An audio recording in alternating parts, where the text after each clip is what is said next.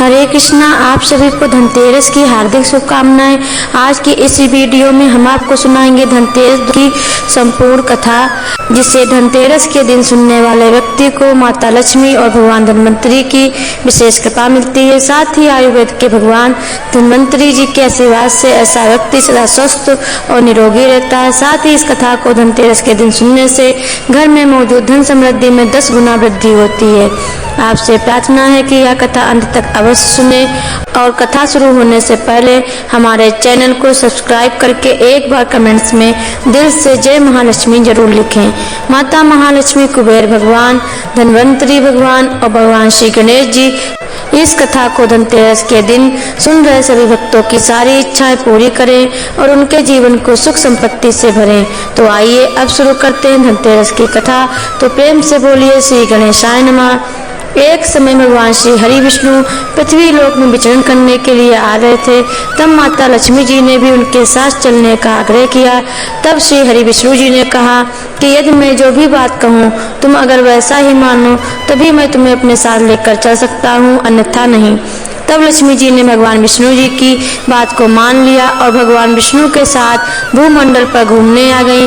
कुछ देर बाद एक जगह पर पहुंचकर भगवान श्री हरि विष्णु ने महालक्ष्मी जी से कहा कि जब तक मैं ना आऊँ तुम यहाँ ठहरो, मैं दक्षिण दिशा की ओर जा रहा हूँ, तुम उधर मत आना। विष्णु जी के जाने पर लक्ष्मी माता के मन में कुतूहल जगा कि आखिर दक्षिण दिशा में ऐसा क्या रहस्य है जो प्रभु नारायण मुझे वहाँ जाने से मना कर रहे हैं, और भगवान नारायण स्वयं तो वहाँ चले गए हैं। लक्ष्मी जी से अब सब्र नहीं हुआ। जैसे ही भगवान श्री हरि विष्णु आगे बढ़े, लक्ष्मी माता भी उनके पीछे पीछे चल पड़ी।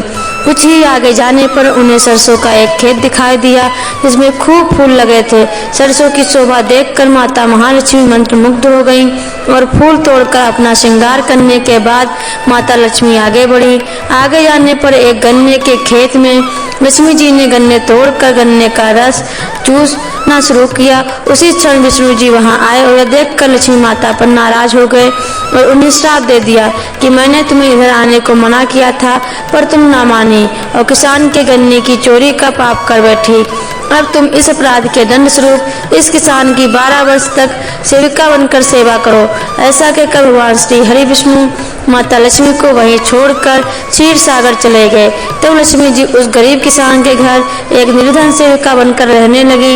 एक दिन लक्ष्मी जी ने उस किसान की पत्नी से कहा कि तुम स्नान करके पहले मेरे द्वारा बनाई गई इस देवी लक्ष्मी का पूजन करो, फिर रसोई बनाना, तब तुम जो भी मांगोगी तुम्हें अवश्य मिलेगा। किसान की पत्नी ने ऐसा ही किया। पूजा के प्रभाव और माता लक्ष्मी की कृपा से किसान का घर दूसरे ही दिन अन्न धन रत्न स्वर्ण आदि से भर गया।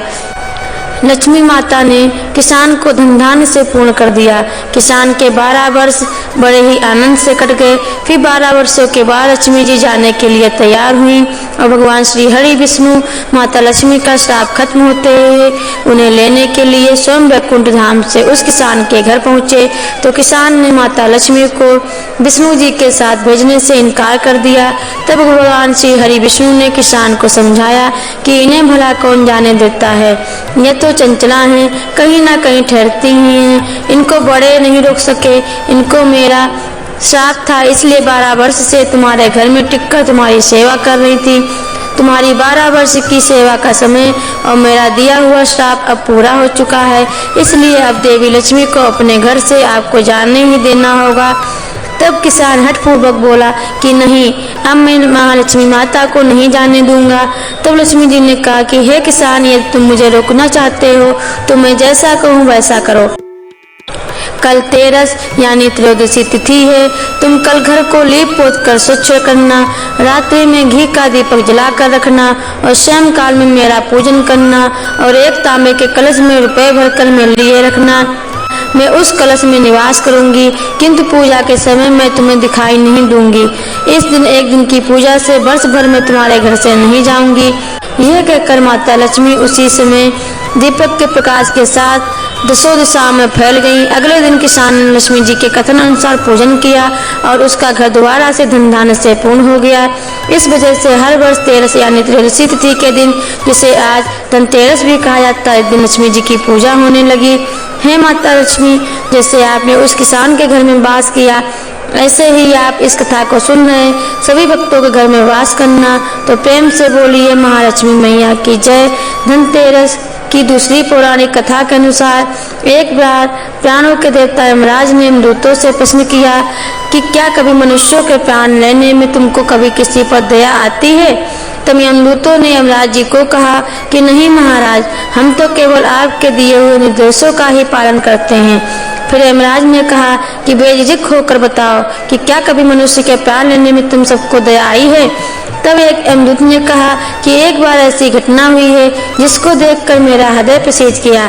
एक दिन हंस नाम का एक राजा शिकार पर गया था और वह जंगल के रास्ते में भटक गया। भटकते भटकते दूसरे राजा की सीमा में चला गया। वहाँ एक हेमा नाम का शासक था। उसने पड़ोस के राजा का आदर सत्कार किया। उसी दिन राजा की पत्नी ने एक पुत्र को जन्म भी दिया। ज्योतिष के ज्ञान चित्रों के आधार पर बताया गया कि इस बालक के विवाह के 4 दिन बाद ही इसके जीवन का अंत हो जाएगा। तब राजा ने आदेश दिया कि इस बालक को यमुना तट पर एक गुफा में ब्रह्मचारी के रूप में रखा जाए और स्त्रियों की परीक्षाएं भी वहां तक नहीं पहुंचनी चाहिए। लेकिन विधि का विधान कुछ और ही था, विधाता को कुछ और ही स्वीकार था। संयोगवश राजा हंस की पुत्री यमुना तट पर चली गई और वहां उन्होंने राजा के पुत्र को देख लिया। दोनों ने तुरंत गंधर्व विवाह कर लिया। विवाह के 4 दिन बाद ही ज्योतिष की भविष्यवाणी के अनुसार राजा के पुत्र के पार चले गए। तब यमदूत ने कहा कि हे महाराज, उस नवविवाहिता का करुण विलाप सुनकर मेरा हृदय पसीज गया था। यमदूत की सारी बातें सुनकर यमराज ने कहा कि क्या करें, यह तो विधि का विधान है और मर्यादा में रहते हुए हमें यह काम तो करना ही पड़ेगा। तब यमदूतों ने यमराज जी से पूछा कि हे स्वामी, क्या कोई ऐसा उपाय है जिससे अकाल जीवन के अंत से बचा जा सके? तब यमराज ने यमदूतों से कहा कि धनतेरस के दिन विधि विधान के साथ पूजा अर्चना और दीपदान करने से अकाल प्राणों का अंत कभी नहीं होता। इसी घटना की वजह से धनतेरस के दिन भगवान धन्वंतरी माता लक्ष्मी की पूजा की जाती है और दीपदान किया जाता है। साथ ही भगवान यमराज के नाम का यम दीपक भी जलाया जाता है, जिससे मनुष्यों की आयु लंबी होती है। धनतेरस की तीसरी पौराणिक कथा के अनुसार धनतेरस का त्योहार विशेष रूप से भगवान धन्वंतरी को समर्पित है। श्री धन्वंतरी भगवान श्री हरिविष्णु के 24 अवतारों में से एक है और ये भगवान श्री हरिविष्णु के अंश अवतार भी माने जाते हैं। धन्वंतरी भगवान ने आयुर्वेद को संसार में प्रकट किया था। इनका पृथ्वी लोक में अवतरण समुद्र मंथन के समय हुआ था। देवताओं और असुरों के द्वारा किए जा रहे समुद्र मंथन के समय शरद पूर्णिमा के दिन चंद्रमा कार्तिक महीने की द्वादशी तिथि को कामधेनु गाय और कार्तिक मास की त्रयोदशी तिथि को धन्वंतरी भगवान समुद्र मंथन में से प्रकट हुए थे। फिर कार्तिक मास की चतुर्दशी तिथि को काली माता और अमावस्या को भगवती महालक्ष्मी जी का सागर मंथन से प्रादुर्भाव हुआ था। इसलिए दीपावली के 2 दिन पूर्व धनतेरस को भगवान धन्वंतरी का अवतरण दिवस यानी जन्म दिवस के रूप में मनाया जाता है। इसी दिन इन्होंने आयुर्वेद का भी प्रादुर्भाव किया था। भगवान धन्वंतरी की भी भगवान श्री हरिविष्णु की तरह 4 भुजाएं हैं। भगवान धन्वंतरी अपनी ऊपर की 2 भुजाओं में शंख और चक्र धारण किए हुए हैं, जबकि 2 अन्य भुजाओं में जलूका और औषधि तथा दूसरे में अमृत कलश लिए हुए हैं। इनकी प्रिय धातु पीतल मानी जाती है, इसलिए धनतेरस के दिन पीतल आदि के बर्तन खरीदने की परंपरा भी है। इन्हें आयुर्वेद की चिकित्सा करने वाले वैद्य, आरोग्य यानी निरोगी स्वस्थ सुंदर शरीर को प्रदान करने वाले देवता भी कहा जाता है। इन्होंने ही अमृतम औषधियों की पृथ्वी पर खोज की थी। तो प्रेम से बोले धन्वंतरी भगवान की जय। अगर आपको यह व्रत कथा पसंद आई है तो ऐसी ही और कथाओं को सुनने के लिए हमारे चैनल को सब्सक्राइब जरूर करें। धन्यवाद।